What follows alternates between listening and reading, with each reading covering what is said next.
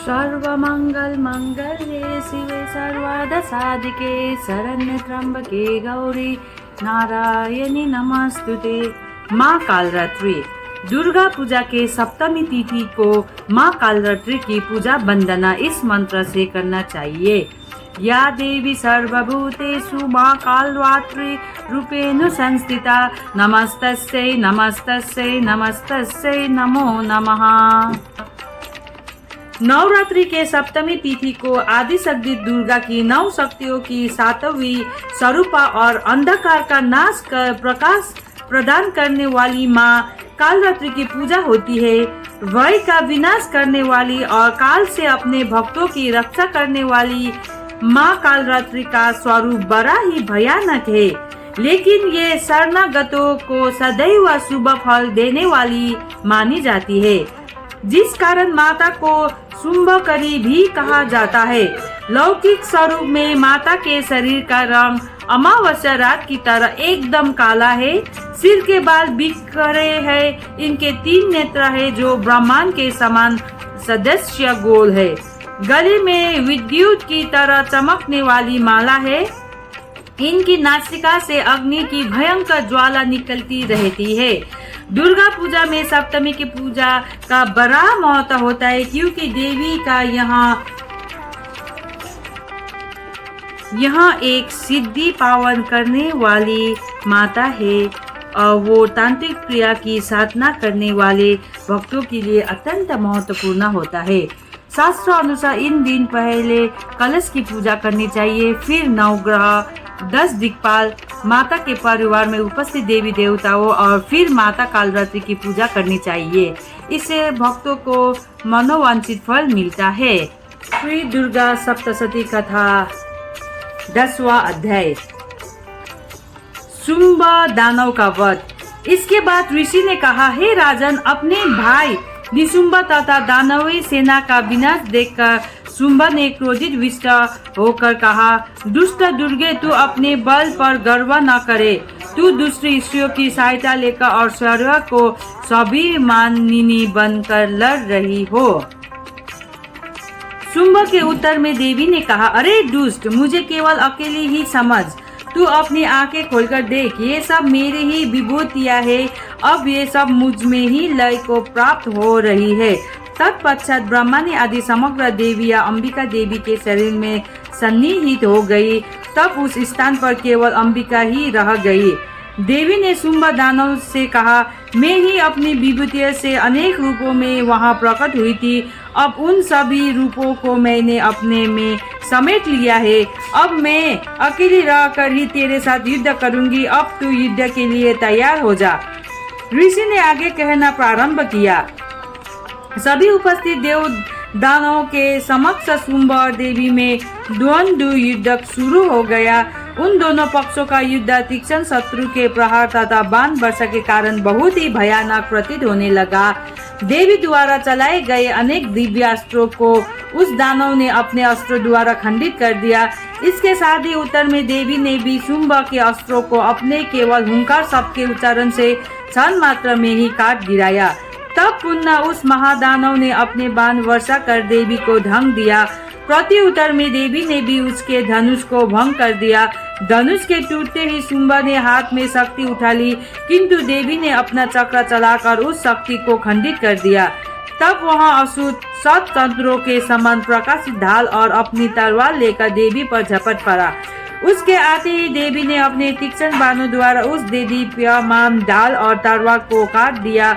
उस दैत्य के सारथी और अश्व भी काल के ग्रस्त बन गए। उसका धनुष तो पहले ही टूटा चुका था। उसने अपने हाथों में भयंकर मुग्धगर उठा लिया।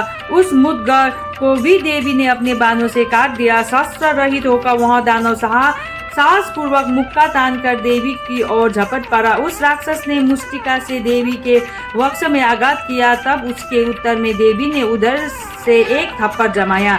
देवी का थप्पड़ लगते ही वह महादानव भूमि पर गिर पड़ा, किंतु संभल कर वह पुण्य उठते ही वह देवी पर एकाएक उछला और देवी को लेकर आकाश मार्ग में उड़ चला।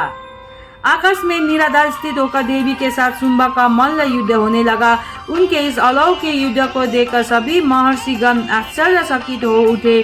दीर्घकाल तक युद्ध कौशल दिखाकर देवी ने शुंभा को घुमाकर भूमि पर फेंक के दिया। भूमि पर गिरते ही वहां उठकर देवी से युद्ध के लिए पुनः दौड़ पड़ा। उसके धावित होते ही देवी ने उसके वक्ष में त्रिशूलाघात करके उससे भूतल पर गिरा दिया। उस त्रिशूल का भयंकर आघात लगते ही दानव ने अपने प्राण त्याग दिए। अंततो गत्वा वह दानव समुद्र, द्वीपों, पर्वतों सहित पृथ्वी को प्रकंपित करता हुआ भूलुंडित हो गया। उस दुरात्मा की मृत्यु से संपूर्ण ब्रह्मांड आह्लादित हो उठा। आकाश निर्मल भाषित होने लगा।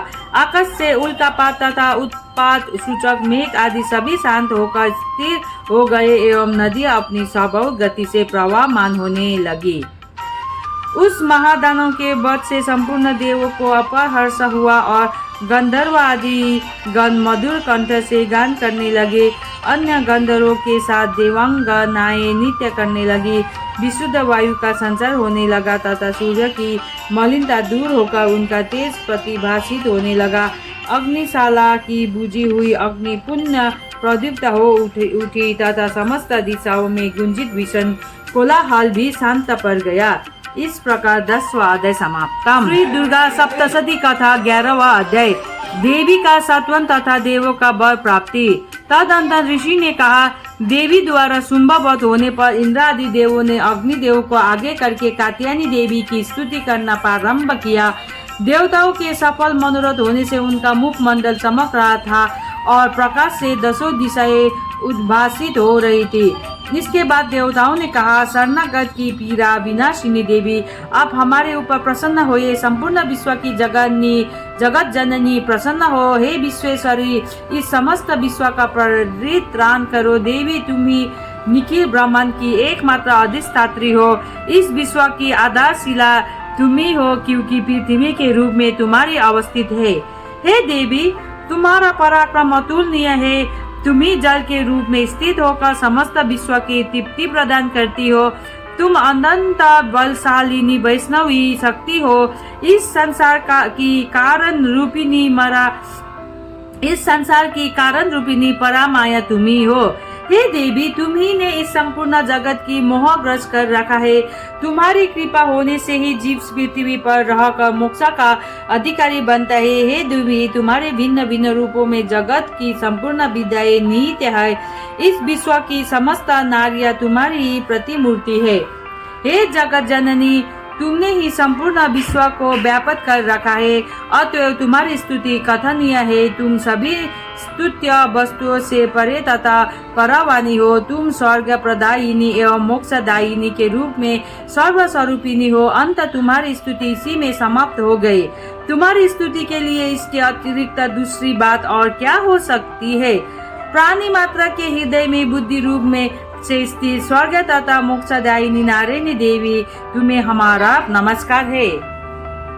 कला काष्ठा आदि रूपों में क्रमश परिणाम की ओर उन्मुख करने वाली तथा विश्व के उपसंहार में समर्थ नारायणी, तुम्हें मेरा प्रणाम है। हे नारायणी, सभी मांगलिक पदार्थों के देने वाली तुम मंगलमयी हो। समस्त पुरुषार्थों को प्रदान करने वाली शरणागत वत्सला, त्रिनेत्र और गौरी हो। तुम्हें मेरी अभिवादन है। तुम उत्पत्ति, पालन एवं संहार की शक्तिभूता सनातनी देवी, गुणाधार तथा सर्वगुण संपन्न हो। हे नारायणी, तुम्हें मेरा प्रणाम है। शरणागत, निराश्रितों, दलितों आदि की रक्षा में तत्पर एवं समस्त क्लेशनाशिनी नारायणी देवी, तुम्हें मैं प्रणाम करता हूँ। नारायणी देवी, तुम हंसारूढ़ होकर ब्राह्मणी के वेश में कुश मिश्रित जल का प्रोक्षण करती रहती हो। तुम्हें मेरा नमस्कार है। माहेश्वरी रूप से त्रिशूल, चंद्रमा एवं नागों की धारिणी तथा विषम तीस्ता पर आरूढ़ होने वाली नारायणी देवी, तुम्हें मेरा प्रणाम है। मयूरों तथा कुक्कुटों, मुर्गों से आविद महाशक्ति धारिणी कौमारी रूप में स्थित निष्पाई नारायणी, तुम्हें मैं नमस्कार करता हूँ। शंख चक्र गदा एवं शंख युद्धारिणी वैष्णवी शक्ति संपन्न नारायणी तुम मेरे पर प्रसन्न हो, तुम्हें मेरा प्रणाम है। हाथ में भयंकर चक्र लिए पृथ्वी को अपने दारों पर उठाए हुए वाराही रूप वाली कल्याणकारी नारायणी तुम्हें मेरा नमस्कार है। दानों के संहार में नृसिंह रूप से उद्धत तथा त्रैलोक्य रक्षिणी नारायणी तुम्हें मेरा प्रणाम है। दारों के कारण विकराल मुख वाली मुंडमाला से विशोभित विभूषित मुंडमर्दिनी चामुंडा रूपिणी नारायणी तुम्हारा मैं अभिवादन करता हूँ। लक्ष्मी लज्जा महाविद्या श्रद्धा पुष्टि सदा ध्रुवा महारात्रि तथा अविद्या रूपिणी नारायणी तुम्हें मेरा नमस्कार है। मेधा सरस्वती श्रेष्ठ ऐश्वर्य स्वरूपा पार्वती महाकाली स्वयं शिला तथा सर्व अधिष्ठात्री नारायणी तुम्हें मेरा नमस्कार है। स्वरूपा सर्वेश्वरी सर्वशक्ति संपन्न दिव्य रूपा दुर्गे देवी आप हमारे सभी भीतियों से रक्षण करे, तुम्हें मैं प्रणाम करता हूँ। हे कात्यायनी त्रिनेत्रों से सुशोभित तुम्हारा सौम्य मुख मंद संपूर्ण भयों से मेरा त्राण करे, तुम्हें मेरा नमस्कार है। भद्रकाली ज्वालाओं की लपेट से प्रज्वलित अत्यंत भीषण एवं संपूर्ण दानवों का संहारक तुम्हारा त्रिशूल हमारी रक्षा में समर्थ हो, तुम्हें मेरा प्रणाम है। जिसकी ध्वनि संपूर्ण विश्व में व्यापक होकर दानवों की श्रीहत कर देती है, तुम्हारा घंटा हम लोगों का समस्त पापों से उसी प्रकार त्राण करे जिस प्रकार माँ अशुभ कर्मों से अपने पुत्रों की रक्षा करती है। हे चंडी के दानवों के वसा चर्बी एवं रक्त रजित तुम्हारे हाथ से शोभा पाने वाली खड्ग हमारी त्राण करे, तुम्हें मेरा प्रणाम है। हे देवी तुम्हारी प्रसन्नता से ही समस्त वादियों का समन होता है, कुपित होने पर मनोरथ का नाश होता है। जो लोग तुम्हारे शरणापन्न है उन पर कभी विपत्ति के बादल नहीं मंडराते। तुम्हारा शरणागत प्राणी अन्यों का आश्रयदाता हो जाता है। हे देवी अंबिके तुमने अपने स्वरूप के विभिन्न भागों में विभक्त करके इन विधर्मी दैत्यों का वध किया है, तुम्हारे अतिरिक्त दूसरा इस प्रकार कौन कर सकता था। विद्याओं में ज्ञान की उद्भासित करने वाले शास्त्रों तथा वेदों में केवल तुम्हारा ही वर्णन है, किसी अन्य का नहीं। अज्ञान रूपी अंधकार वृत्त के ममता रूपी गर्त में इस विश्व को भ्रमित करने वाली तुम्हारी शक्ति के अतिरिक्त कोई अन्य नहीं है। जहाँ पर राक्षस भयानक विषधर सर्प शत्रु और लुटेरों का गिरोह एवं दावाग्नि हो वहाँ तथा समुद्र के मध्य में साथ रहकर तुम सतत ही विश्व का कल्याण करती रहती हो। हे विश्वेश्वरी तुम विश्व की पालन करती विश्व रूपा और संपूर्ण विश्व की धारित्री हो। तुम भगवान विश्वेश्वर के लिए भी स्तुत्य हो। जो लोग भक्ति पूर्वक तुम्हारी वंदना करते हैं वे विश्व के शरणदाता बन जाते हैं। हे देवी प्रसन्न हो, जिस प्रकार तुमने असुरों का संहार करके शीघ्र ही हम लोगों को मुक्त किया है उसी प्रकार हमें सदैव शत्रु भय से रहिता दिलाती रहो।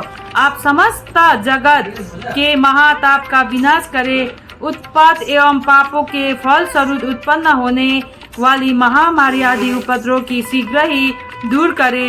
विश्व की पीड़ा निवारिणी देवी हम सब तुम्हारे चरणों में नमन करते हैं, हमारे ऊपर प्रसन्न हो। त्रैलोकवासियों की आराध्या परमेश्वरी सब लोगों को वर प्रदान करो। तब देवी ने कहा, देवों मैं वरदान देने के लिए तैयार हूँ, तुम अपना इच्छित वर मुझसे मांग लो। संसार के लिए मंगलकारी वरदान मैं अवश्य ही दूंगी। देवताओं ने कहा, हे सर्वेश्वरी तुम इसी तरह त्रैलोक की बाधाओं का निवारण करती रहो और हमारे शत्रुओं का नाश करो। इतना सुनकर देवी ने कहा, देवो वैवत्स मनवंतर के 28वें युग में शुंभ निशुंभ नामक दो अन्य दानवों का प्राकट्य होगा। उस काल में मैं नंद गोप की पत्नी यशोदा की गर्भ से अवतरित होकर विंध्य पर्वत में वास करूंगी और उन दोनों कथित दानवों का वध करूंगी। इसके अनंतर मैं पृथ्वी पर भयंकर रूप से अवतारित होकर वह प्रचित्र नामधारी असुरों का संहार करूंगी। दैत्यों को अपना आहार बनाते समय मेरे दांत अनार पुष्प की भांति लाल वर्ण के हो जाएंगे। इस कारण स्वर्ग के देवता और भूतल के मनुष्यगण सदैव मेरी स्तुति के समय मुझे रक्त दंतिका नाम से संबोधित करेंगे। इसके बाद जब पृथ्वी पर 100 वर्ष तक अवसन्न का प्रकोप रहेगा, तब मनुष्य के सत्वन से मैं भूमि पर अयोनिजा नामक रूप में प्रकट होंगी।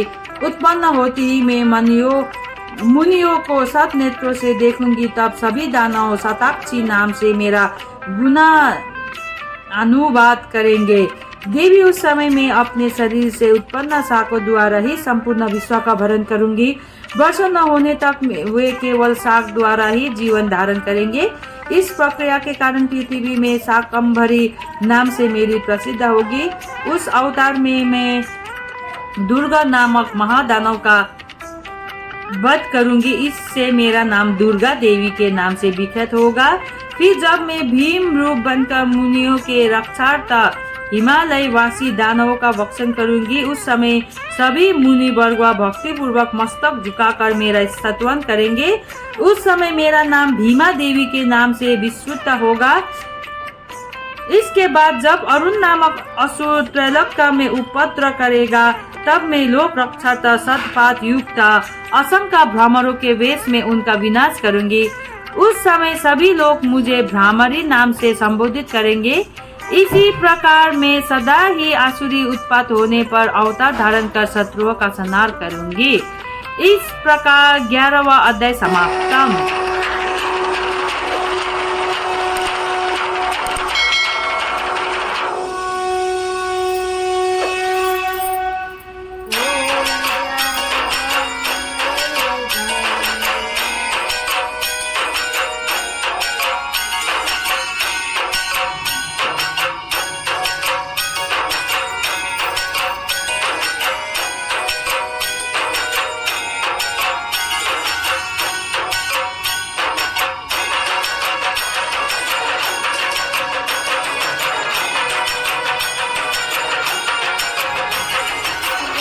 Rangoli by Anvi Priya help गर्दैछु है अन्वीलाई।